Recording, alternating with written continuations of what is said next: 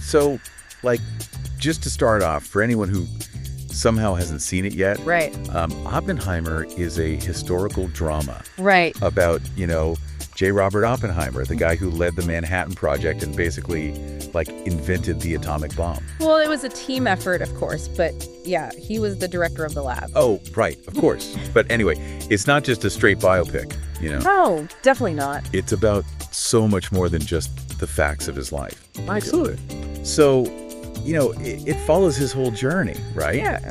From being this brilliant physicist to, like, leading this massive top-secret project. Huge project. To develop this, like, world-changing weapon. Yeah, and that's one of the most interesting things the film explores. Okay, what's that? That internal conflict within Oppenheimer himself. Right, like he was driven to create this thing. Absolutely. Obsessed even. But then, actually seeing it in action at the Trinity test. Oh, yeah. Like, that really messed him up, right? Yeah, I mean, how could it not? Totally. Witnessing that sheer destructive power firsthand. And knowing he was the one who unleashed it.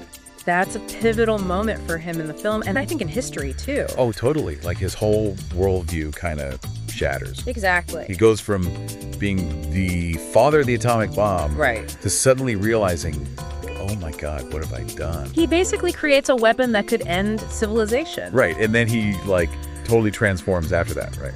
Yeah. He has this huge change of heart. Becomes really outspoken against nuclear weapons. A total advocate for nuclear disarmament. And even, like, speaks out against the hydrogen bomb, which was, like, even more powerful. And that doesn't go over well, obviously. Oh, no. It's the Cold War. Everyone was paranoid. Right. And the McCarthy era was in full swing. Yeah. Suddenly, he's not a hero anymore. He's a suspect. Exactly. Accused of being a communist, a spy, the whole 9 yards. What a crazy fall from grace. Right.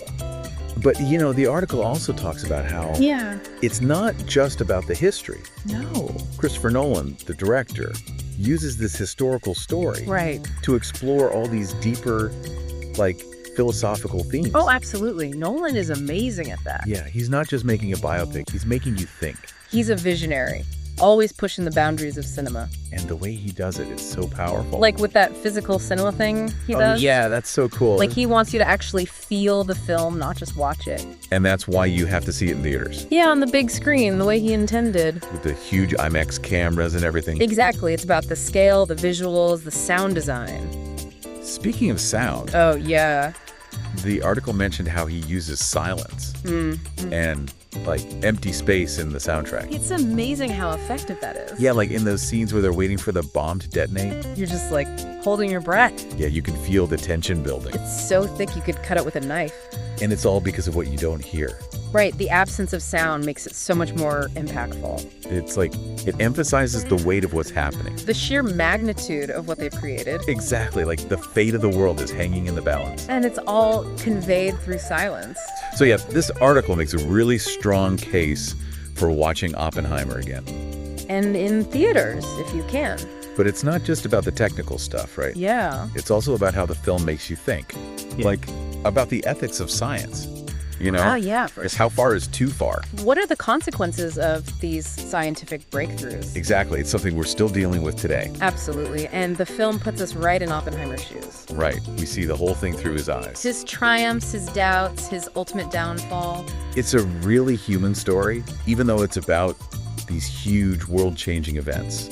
And that's what makes it so powerful, so relevant to our own time. Yeah, totally. So, what about you?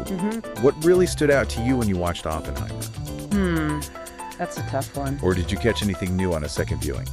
Well, there's this one scene Okay, tell me. where, actually, you know what? What? I think I'll save that for another Oh, time. come on. Maybe we can do a whole deep dive on just that one scene. Okay, I see what you're doing. You gotta keep people coming back for more, right? That's right. Well, we definitely want to hear from you all. Yes, absolutely. So let us know what you thought of Oppenheimer, or if you saw it again after reading that article. Did you catch anything new? Did it change your perspective? Let us know in the comments below. We'd love to hear your thoughts. And maybe we'll feature some of them in our next deep dive. Until then, keep thinking critically and watching those films. And don't forget to watch them twice. See you next time. Bye, everyone.